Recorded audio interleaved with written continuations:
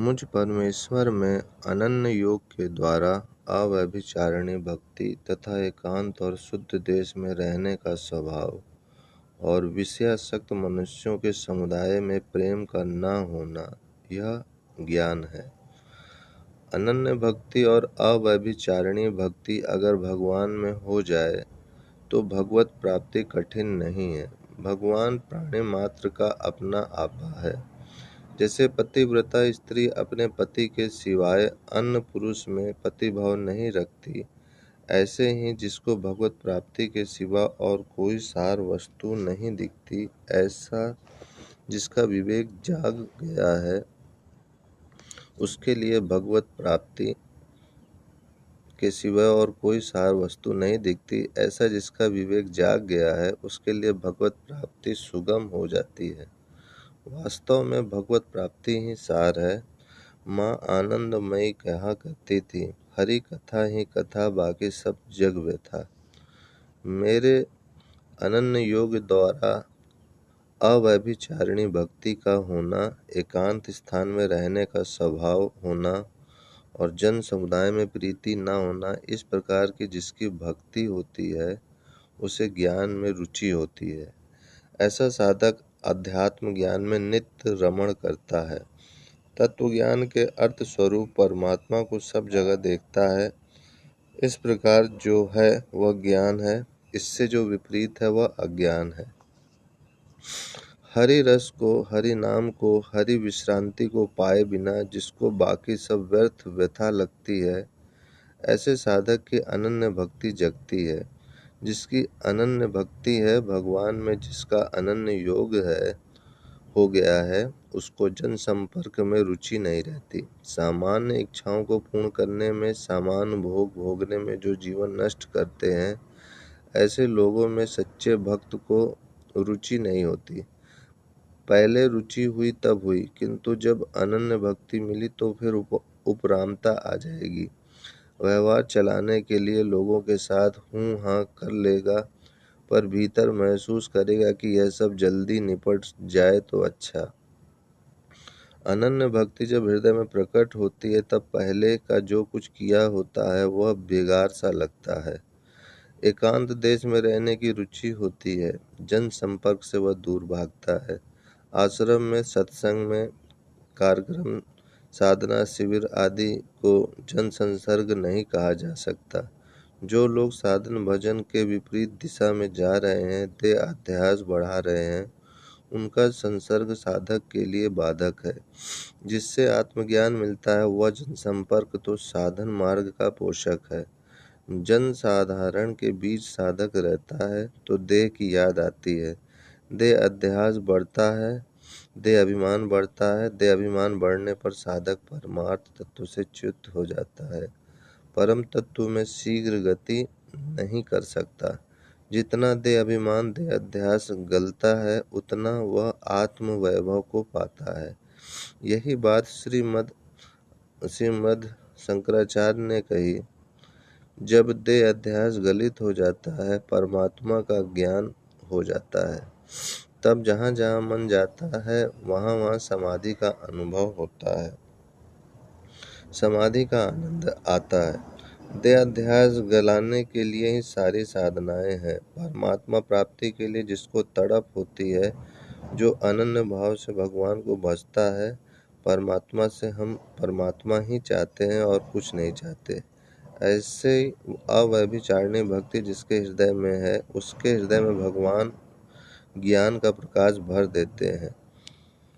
जो धन से सुख चाहते हैं, वैभव से सुख चाहते हैं, अथवा परिश्रम करके साधना करके कुछ पाना चाहते हैं, वे लोग साधना और परिश्रम के बल पर रहते हैं। लेकिन जो भगवान के बल पर भी भगवान को पाना चाहते हैं, भगवान की कृपा से ही भगवान को पाना चाहते हैं, ऐसे भक्त अनन्य भक्त हैं।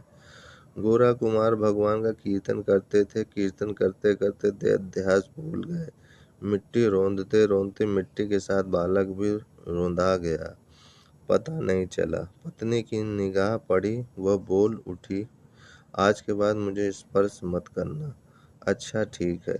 भगवान में अनन्य भाव था तो पत्नी नाराज हो गई, फिर भी दिल को ठेस नहीं पहुंची। स्पर्श नहीं करना तो नहीं करेंगे। पत्नी को बड़ा पश्चाताप हुआ कि गलती हो गई, अब वंश कैसे चलेगा। अपने पिता से कहकर अपनी बहन की शादी करवाई। सब विधि संपन्न करके जब वर वधू विदा हो रहे थे, तब पिता ने अपने दामाद गोरा कुमार से कहा, मेरी पहली बेटी को जैसे रखा है ऐसे ही इसको भी रखना। हाँ, जो आ गया। भगवान से जिसका अनन्य योग है वह तो स्वीकार ही कर लेगा। गोरा कुमार दोनों पत्नियों को समान भाव से देखने लगे। दोनों पत्नियां दुखी होने लगीं। अब इनको कैसे समझाएं। तर्क वितर्क देकर पति को संसार में लाना चाहती थीं, लेकिन गोरा कुमार का अनन्य भाव भगवान में जुड़ चुका था। आखिर दोनों बहनों ने एक रात्रि को अपने पति का हाथ पकड़कर जबरदस्ती अपने शरीर तक लाया। गोरा कुमार ने सोचा कि मेरा हाथ अपवित्र हो गया। उन्होंने हाथ को सजा कर दी। भगवान ने अनन्य भाव होना चाहिए। अनन्य भाव माने जैसे प्रतिव्रता स्त्री और किसी पुरुष को पति भाव से नहीं देखती, ऐसे ही भक्त या साधक भी और किसी साधन से अपना कल्याण होगा और किसी व्यक्ति के बल से अपना मोक्ष होगा, ऐसा नहीं सोचता। हमें तो भगवान की कृपा से भगवान के स्वरूप का ज्ञान होगा, तभी हमारा कल्याण होगा। भगवान की कृपा ही एकमात्र सहारा है। इसके अलावा और किसी साधन में हम नहीं रुकेंगे। हे प्रभु, हमें तो केवल तेरी कृपा और तेरे स्वरूप की प्राप्ति चाहिए और कुछ नहीं चाहिए। भगवान पर जब ऐसा अनन्य भाव होता है, तब भगवान कृपा करके भक्त के अंतःकरण की परतें हटाने लगते हैं। हमारा अपना आपा कोई गैर नहीं है, दूर नहीं है, पराया नहीं है और भविष्य में मिलेगा ऐसा भी नहीं है। वह अपना राम, अपना आपा अभी है, अपना ही है। इस प्रकार का बोध सुनने की और इस बोध में ठहरने की रुचि हो जाएगी। अनन्य भाव से भगवान का भजन यह परिणाम लाता है। अनन्य भाव माने अन्य को देखे पर भीतर से समझे कि इन सब का अस्तित्व एक भगवान पर ही आधारित है। आँख अन्न को देखती है, कान अन्न को सुनते हैं, जीवा अन्न को चखती है, नासिका अन्न को सूंघती है, त्वचा अन्न को स्पर्श करती है। उसके साक्षी दृष्टा मन को जोड़ दो तो मन एक है। मन के भी अनन्य अन्न अन्न अन्न विचार हैं। उनमें भी मन का अधिष्ठान आधारभूत अनन्य चैतन्य आत्मा है। उसी आत्मा परमात्मा को पाना है, ना मन की चाल में आना है, ना इंद्रियों के आकर्षण में आना है। इस प्रकार की तीव्र जिज्ञासा वाला भक्त, अनन्य योग करने वाला साधक, हल्की रुचियों और हल्की आसक्तियों वाले लोगों से अपनी तुलना नहीं करता। चैतन्य महाप्रभु को किसी ने पूछा, हरि का नाम एक बार लेने से क्या लाभ होता है। एक बार अनन्य भाव से हरि का नाम ले लेंगे तो सारे पातक नष्ट हो जाएंगे। दूसरी बार लेंगे तो हरि का आनंद प्रकट होने लगेगा। नाम लो तो अनन्य भाव से लो। वैसे तो भिखमंगे लोग सारा दिन हरि का नाम लेते हैं, ऐसों की बात नहीं। अनन्य भाव से केवल एक बार भी हरि का नाम ले लिया जाए तो सारे पातक नष्ट हो जाएं। लोग सोचते हैं कि हम भगवान की भक्ति करते हैं, फिर भी हमारा बेटा ठीक नहीं होता। अंतर्यामी भगवान देख रहे हैं कि यह तो बेटे का भगत है। हे भगवान, मेरे इतने लाख रुपए हो जाएं तो उन्हें फिक्स करके आराम से भजन करूंगा, अथवा मेरा इतना पेंशन हो जाए फिर मैं भजन करूंगा।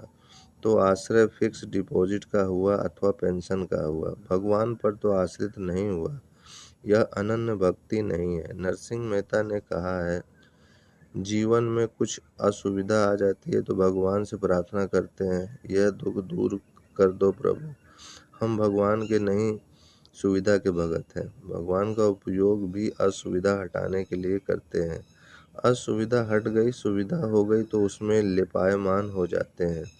सोचते हैं बाद में भजन करेंगे। यह भगवान की अनन्य भक्ति नहीं है। भगवान की भक्ति अनन्य भाव से की जाए तो तत्वज्ञान का दर्शन होने लगे, आत्मज्ञान प्राप्त करने की जिज्ञासा जाग उठे, जन संसर्ग से विरक्ति होने लगे।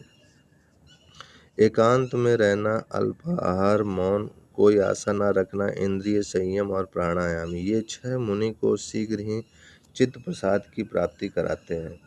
एकांतवास, इंद्रियों को अल्प आहार, मौन, साधना में तत्परता, आत्मविचार में प्रवृत्ति, इससे कुछ ही दिनों में आत्म प्रसाद की प्राप्ति हो जाती है। हमारी भक्ति अनन्य नहीं होती, इसीलिए समय ज़्यादा लग जाता है। कुछ यह कर लूँ, कुछ यह देख लूँ, कुछ यह पा लूँ, इस प्रकार जीवन शक्ति बिखर जाती है। स्वामी रामतीर्थ एक कहानी सुनाया करते थे।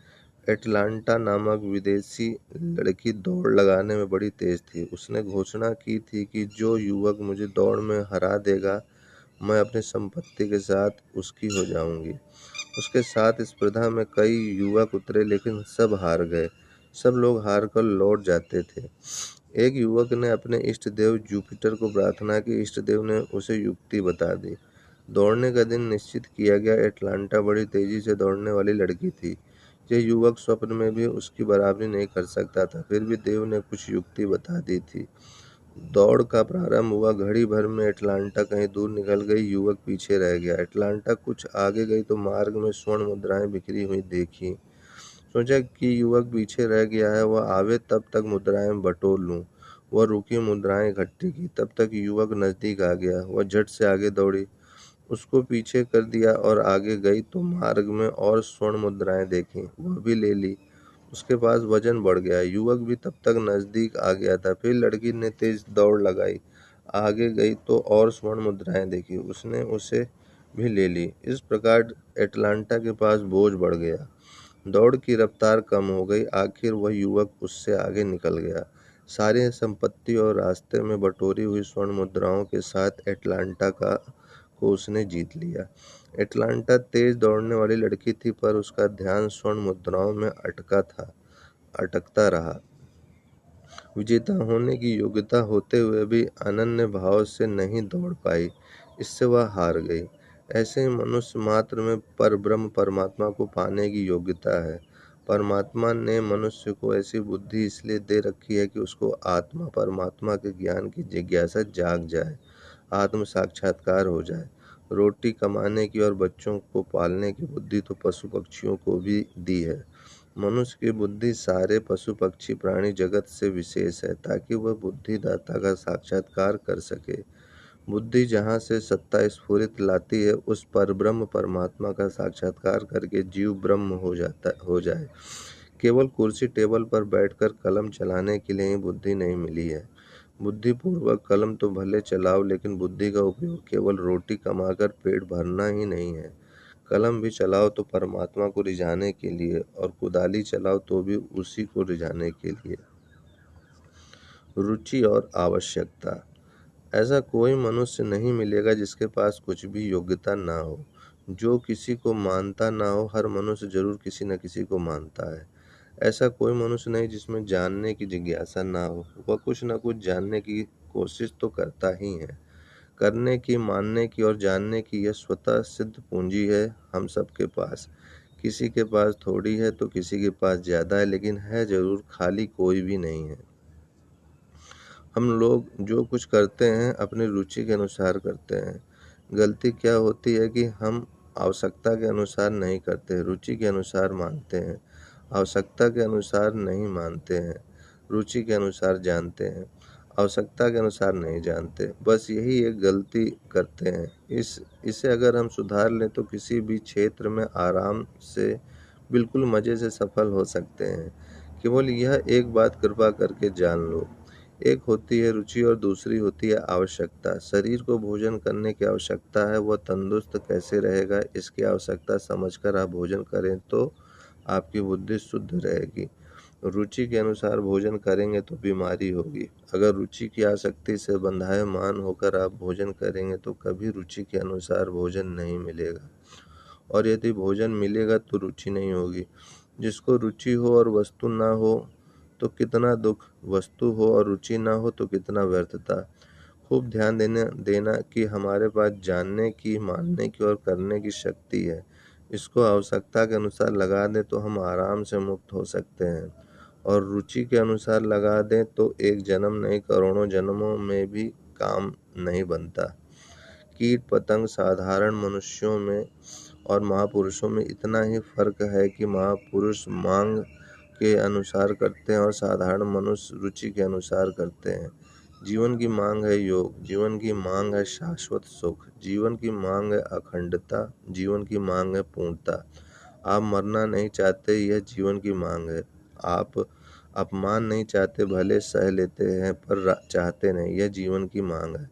तो अपमान जिसका ना हो सके वह ब्रह्म है। अंततः वास्तव में आपको ब्रह्म होने की मांग है। आप मुक्ति चाहते हैं, जो मुक्त स्वरूप है उसमें अड़चन आती है काम क्रोध आदि विकारों से। रजोगुण से उत्पन्न हुआ यह काम ही क्रोध है। यह बहुत खाने वाला अर्थात भोगों से कभी न आघाने वाला और बड़ा पापी है। इसको ही तू इस विषय में वैरी जान। काम और क्रोध महाशत्रु हैं और इसमें स्मृति भ्रम होता है। स्मृति भ्रम से बुद्धि नाश होता है, बुद्धि नाश से सर्वनाश हो जाता है। अगर रुचि को पोसते हैं तो स्मृति क्षीण होती है, स्मृति क्षीण हुई तो सर्वनाश हुआ। एक लड़के की निगाह पड़ोस की किसी लड़की पर गई और लड़की की निगाह लड़के पर गई। जब उनकी एक दूसरे के प्रति रुचि हुई, विवाह योग उम्र है तो मांग भी हुई शादी की। अगर हमने मांग की और कुल शिष्टाचार की ओर और ध्यान नहीं दिया और लड़का लड़की को ले भागा अथवा लड़की लड़के को ले भागी तो मुंह दिखाने के काबिल नहीं रहे। किसी होटल में रहें, कभी कहाँ रहें, अखबारों में नाम छपा गया, पुलिस पीछे पड़ेगी, डर लग गया। इस प्रकार रुचि में अंधे होकर कूदे तो परेशान हुए। अगर विवाह योग्य उम्र हो गई है, गृहस्थ जीवन की मांग है, एक दूसरे का स्वभाव मिलता है तो माँ बाप से कह दिया और बाप माँ ने खुशी से समझौता करके दोनों की शादी करा दी। यह हो गई मांग की पूर्ति और वह भी रुचि की पूर्ति। रुचि की पूर्ति में जब अंधी दौड़ लगती है तो परेशानी होती है।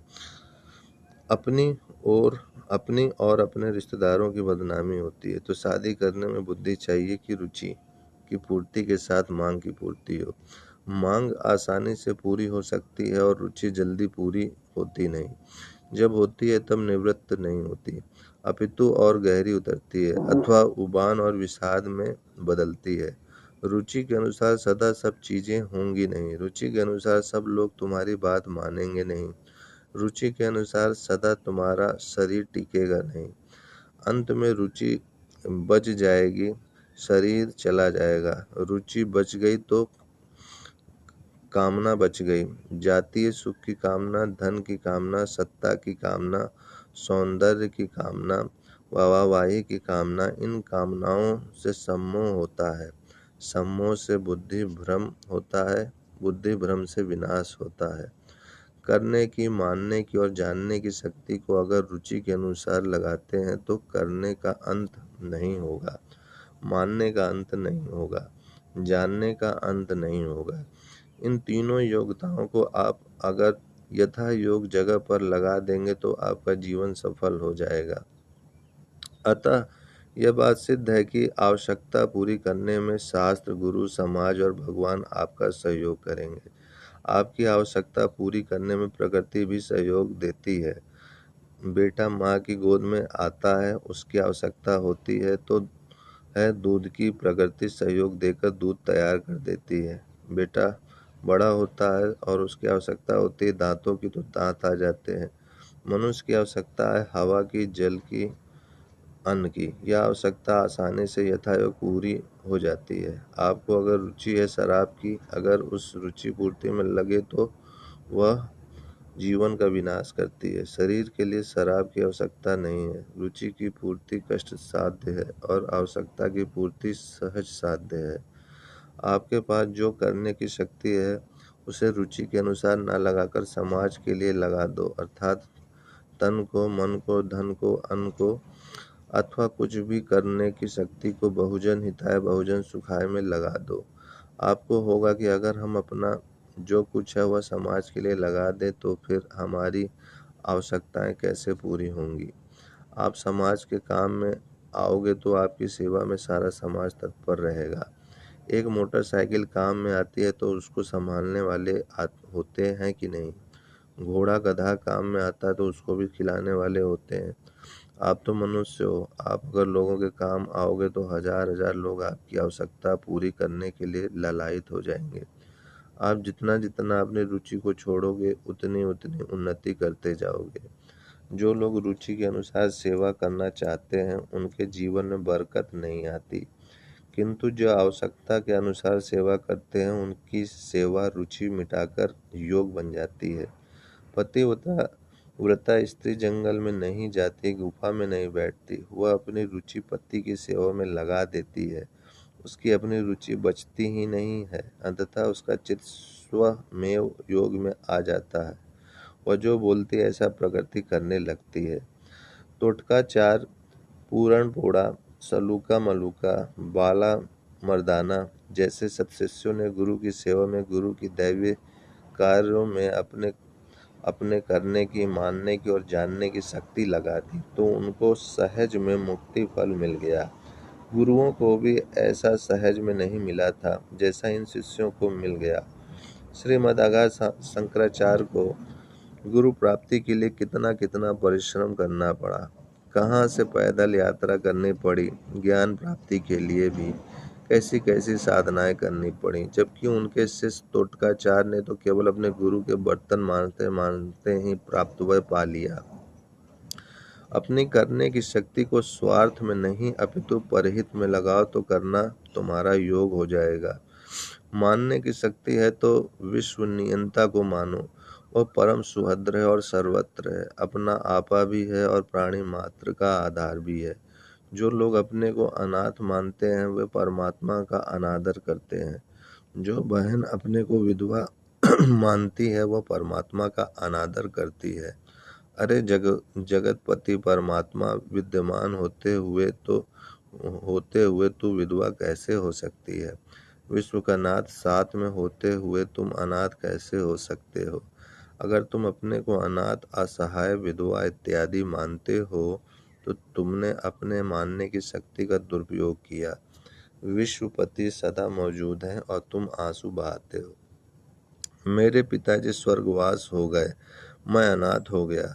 गुरुजी आप चले जाएंगे, हम अनाथ हो जाएंगे। नहीं नहीं, तू वीर पिता का पुत्र है, निर्भय गुरु का चेला है। तू तो वीरता से कह दे कि आप आराम से अपनी यात्रा करो, हम आपकी उत्तर क्रिया करेंगे और आपके आदर्शों को, आपके विचारों को समाज की सेवा में लगाएंगे ताकि आपकी सेवा हो जाए। यह सुपुत्र और सत्शिष्य का कर्तव्य होता है। अपने स्वार्थ के लिए रोना यह न पत्नी के लिए ठीक है, न पति के लिए ठीक है, न पुत्र के लिए ठीक है, न शिष्य के लिए ठीक है और न मित्र के लिए ठीक है। पैगंबर मोहम्मद परमात्मा को अपना दोस्त मानते थे, जीसस परमात्मा को अपना पिता मानते थे और मीरा परमात्मा को अपना पति मानती थी। परमात्मा को चाहे पति मानो, चाहे दोस्त मानो, चाहे पिता मानो, चाहे बेटा मानो, वह है मौजूद। और तुम बोलते हो कि मेरे पास बेटा नहीं है, मेरी गोद खाली है, तो तुम ईश्वर का अनादर करते हो। तुम्हारी हृदय की गोद में परमात्मा बैठे हैं, तुम्हारी इंद्रियों की गोद में परमात्मा में बैठा है, तुम्हारी इंद्रियां की गोद में परमात्मा में बैठा है। तुम मानते तो हो लेकिन अपनी रुचि के अनुसार मानते हो, इसीलिए रोते रहते हो। मांग के अनुसार मानते हो तो आराम पाते हो। महिला आंसू बहा रही है कि रुचि के अनुसार बेटा अपने पास नहीं रहा। उसकी जहाँ आवश्यकता थी परमात्मा ने उसको वहाँ रख लिया, क्योंकि उसकी सृष्टि केवल उस महिला की गोद या उसका घर ही नहीं है। सारी सृष्टि, सारा ब्रह्मांड उस परमात्मा की गोद में है। तो वह बेटा कहीं भी हो, वह परमात्मा की गोद में ही है। अगर हम रुचि के अनुसार मन को बहने देते हैं तो दुख बना रहता है। रुचि के अनुसार तुम करते रहोगे तो समय बीत जाएगा, रुचि नहीं मिटेगी। यह रुचि है कि जरा सा पालें, जरा सा भोग लें तो रुचि पूरी हो जाए, किंतु ऐसा नहीं है। भोगने से रुचि गहरी उतर जाएगी। जगत का ऐसा कोई पदार्थ नहीं जो रुचिकर हो और मिलता भी रहे तो या तो पदार्थ नष्ट हो जाएगा या उससे उबान आ जाएगी। रुचि को पोषना नहीं है, निवृत्त करना है। रुचि निवृत्त हो गई तो काम बन गया, फिर ईश्वर दूर नहीं रहेगा। हम गलती यह करते हैं कि रुचि के अनुसार सब करते रहते हैं, 5-10 व्यक्ति ही नहीं, पूरा समाज इसी ढांचे में चल रहा है। अपनी आवश्यकता को ठीक से समझते नहीं और रुचि पूरी करने में लगे रहते हैं। ईश्वर तो अपना आपा है, अपना स्वरूप है। वशिष्ठ जी महाराज कहते हैं, हे राम जी, फूल पत्ते और टहनी तोड़ने में तो परिश्रम है, किंतु अपने आत्मा परमात्मा को जानने में क्या परिश्रम है। जो अविचार से चलते हैं उनके लिए संसार सागर तरना महा कठिन है, अगम्य है। तुम सरीखे जो बुद्धिमान है उनके लिए संसार सागर गोपद की तरह तरना आसान है। शिष्य में जो सद्गुण होने चाहिए वे तुम में हैं, और गुरु में जो सामर्थ्य होना चाहिए वह हम में है। अब थोड़ा सा विचार करो, तुरंत बेड़ा पार हो जाएगा। हमारी आवश्यकता है योग की, और जीते हैं रुचि के अनुसार। कोई हमारी बात नहीं मानता तो हम गर्म हो जाते हैं, लड़ने झगड़ने लगते हैं। हमारी रुचि है अहम पोषने की, और आवश्यकता है अहम को विसर्जित करने की। रुचि है अनुशासन करने की, कुछ विशेष हुक्म चलाने की, और आवश्यकता है सब में छुपे हुए विशेष को पाने की। आप अपनी आवश्यकताएं पूरी करो, रुचि को पूरी मत करो। जब आवश्यकताएं पूरी करने में लगेंगे तो रुचि मिटने लगेगी। रुचि मिट जाएगी तो शहंशाह हो जाओगे। आप में करने की, मानने की, जानने की शक्ति है। रुचि के अनुसार उसका उपयोग करते हो तो सत्यानाश होता है। आवश्यकता के अनुसार उसका उपयोग करोगे तो बेड़ा पार होगा। ओम शांति शांति शांति।